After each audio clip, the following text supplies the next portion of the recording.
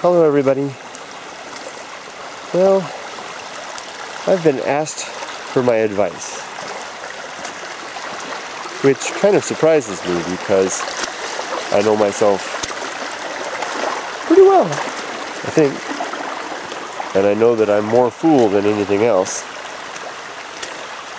Yet, perhaps a little of that silliness, that folly of mine might serve helpful to some others. So I'm going to go ahead and try. I'm going to try to not identify the person who asked me the question. Let's keep their privacy, and I'll just put myself at risk of being the silly one. Not that I'm calling you silly. I'm simply saying that if I'm the one throwing out the weight of my experience, and your identity is secret, then you have nothing to lose, and it's all on me. And that's the way it should be. For anyone that ventures to put out advice or tips or suggestions should be willing to bear the weight of that. Am I walking in a stream? I am walking in a stream. I'm walking in a river turned stream. It's all around. I love it this way. So let me get on to it. 20-something. I'm 47.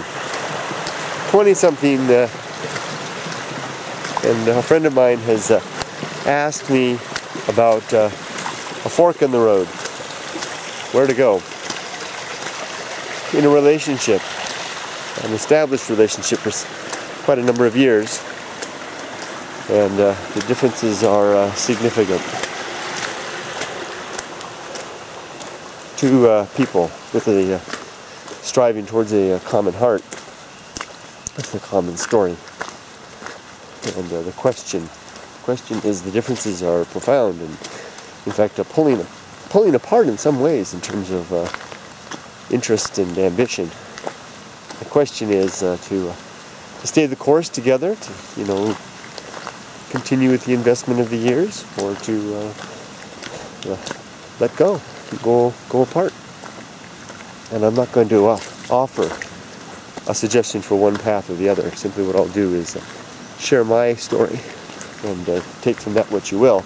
I've got to put up the umbrella. This camera won't like getting wet as much as me now that I'm out in the open. Bear with me just a moment, please. Click. There we go. So, here it is. When I was 22 or so, I was a bit of a rogue. Dated a lot of women and had a lot of fun.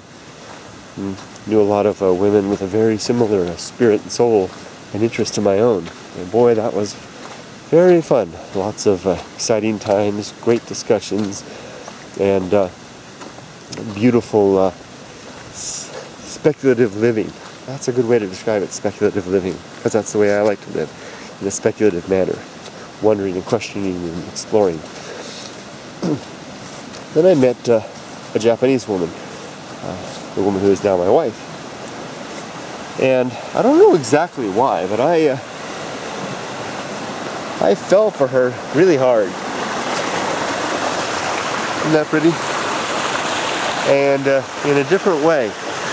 The women before, I had fallen for them in a passionate type of a way. And with Yumiko, I had fallen in a more loving type of a way, more of an admiration and deep respect, and a recognition of a very good human being who also shared some common interest in me in terms of curiosity and interest in the world, but nothing to the extent that I'd have. We spent some years together, early years, and eventually ended up married. Those are the years that we've been married, we've been together now. I kind of forget sometimes. Isn't that terrible? It's me, 22 odd years, I think. Well, I can figure it out. 24, 44, 23 years. And sometimes things are tough. And typically they're tough for the things that I gave up in choosing this particular woman. a woman who doesn't have the ambitions to be out walking in the rain with me. Yumiko would not have as much interest. She'd do this with me, perhaps. It's harder now that we have children, because she's a very dedicated mother, and she's typically focused on the home and the family, and as I agree, that's a great focus to have, and worn out by the end of the day. So I wander by myself. I know she'll join me more when when Emily's a little older. But for the most part now, we live in separate worlds. We have returned to the worlds where of our juvenile years. Yumiko has returned to the straight and narrow. She is the rock and the stabilizing force in our home and our household. She's the one that makes sure to get things done. Sometimes I'm more of a kid. I think I'm a good father, though. I think I'm a decent husband. I bring home the bacon and take care of my family, and I'm just silly. I'm not dangerous or bad or anything. What's that noise? But the point is, we haven't changed. The cautious rebel. Cautious, no, that's not what I said. The conservative adventurer that she was in her 20s, in her teens, and the reckless rebel with an interest in a little bit of interest in security that I was are still the same. We haven't changed one bit. My dad used to tell me that all the time when I was young. He said, people don't change. They just are what they are. And he's right for the most part. Some things do change. I'm not as selfish as I used to be, that's for sure. But it's really a matter of degree, not a matter of wholesale course or direction change. It's just a matter of degree. Amazing bamboo. Look at this. And here comes a rain flurry. Wow. And Yumiko is still the same woman she was. Do I sometimes regret not marrying, choosing a woman that was more like me? Yeah, I do. Do I suspect that my wife sometimes regrets not marrying a man that is more like her? Yeah, I suspect she does too. Is that terribly dangerous? Is that terribly wrong? Is it a deal-breaking fact? No, it's normal, especially with long relationships. I mean, everybody has the what-if factor, right? And I'm not going to attempt to tell you now that my life is better for having made the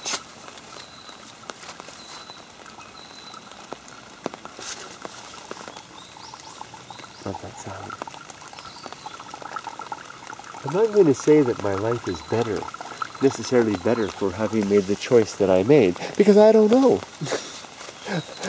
I'd be fooling myself if I told you that this was better, or that the other path, if I had taken the other path, that would have been better, because I have absolutely no idea. All I know is what I have. And what I have, I will tell you this, what I have is good. It's very good. And I think what Yumiko has is very good also. She, although we sometimes forget it, you know, we communicate well. That's a strong bedrock there. And I have my adventure. If you've watched my videos, you know I adventure. I'm a very adventuresome person. I'm out all the time, wandering hither and thither. And I have my family. And I have the home and hearth and the love that comes with the home and the family. And having a woman that is basically the creator. She is the fountainhead of all of that. So I'm not going to say that I'm dissatisfied with my life. Do I think I could have had more adventure and more experiences had I chosen somebody else, somebody more like me? Probably. I don't know what I may have missed in the process. Doesn't that look like a well? Look at that. Water dripping right down into that hole. That's an amazing hole. I love holes. I wonder where it goes. The water just drips down into there and then disappears away. So, what do we have? We have the fact that the two paths that lie before a 20-something in this dilemma cannot be intertwined, and there's no way to really tell which one is the better. I think that really the deciding factor is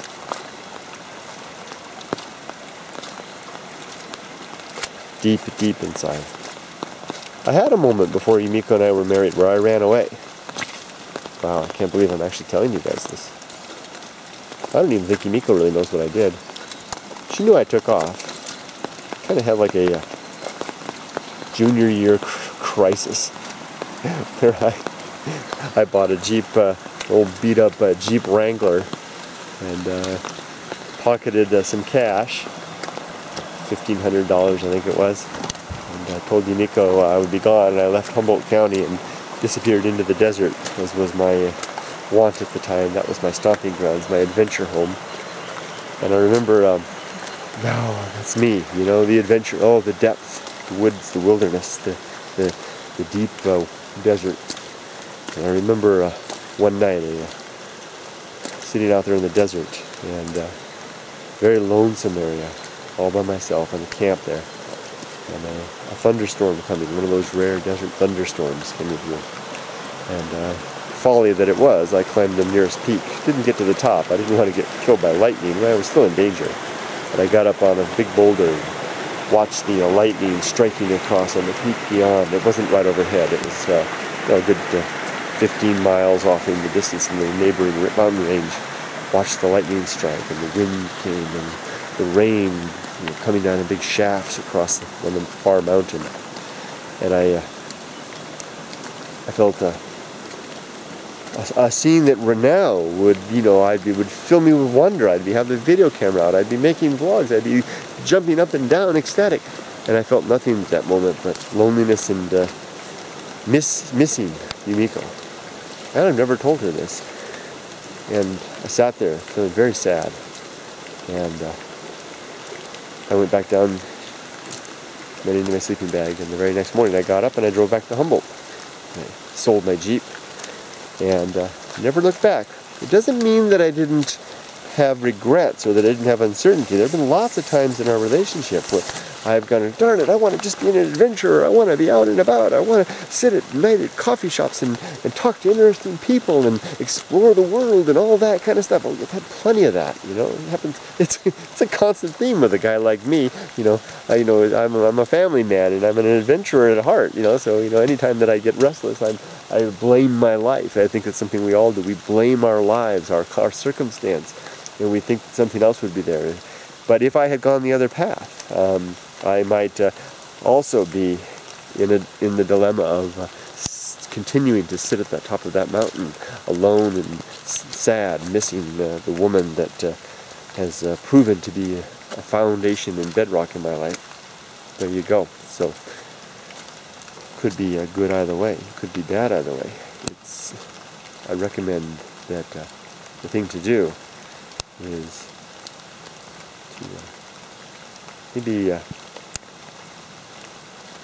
get somewhere quiet and private and reach down deep inside. Sounds cliche-ish to just feel your heart and feel what's there. But do something, and also remember something that my dad also used to tell me. He'd say, there's no need to sacrifice yourself in this life for anybody else. You know? I mean, there's one thing to throw yourself on a grenade to save your buddies. That's one thing. But it's another thing to sacrifice your life, your years, and the type of life that you want to live just to make someone else comfortable. It's a different thing altogether. Nobody's obliged to do that. There's no shame in choosing your own path, to go your own way. There's no shame in breaking up, fumble with the umbrella here, and saying goodbye. In fact, you might do that person, be doing that person a favor if you, in your heart, you think that you may live in regret, because they're not going to be happy in that case either. So just keep that in mind. You can go either path, and either path is honorable, and either path will have the ups and the downs, and either path may be equally good. It may not be that one is better than the other. It may be that they They are just different. So get in a quiet place. Maybe talk to your parents, talk to your friends, talk to whoever you trust. Maybe even see a counselor. I'm not saying that in terms of like you're nuts or anything like that. I don't mean it like that. I simply mean that sometimes someone with a professional, unbiased opinion can help you to sort out the emotions from the facts that are around you and your desires. That's all I mean. Please take it that way. I mean, I've done it. I remember seeing a counselor on this very subject once, a long time ago, when I was feeling restless about it. And you know what? That counselor,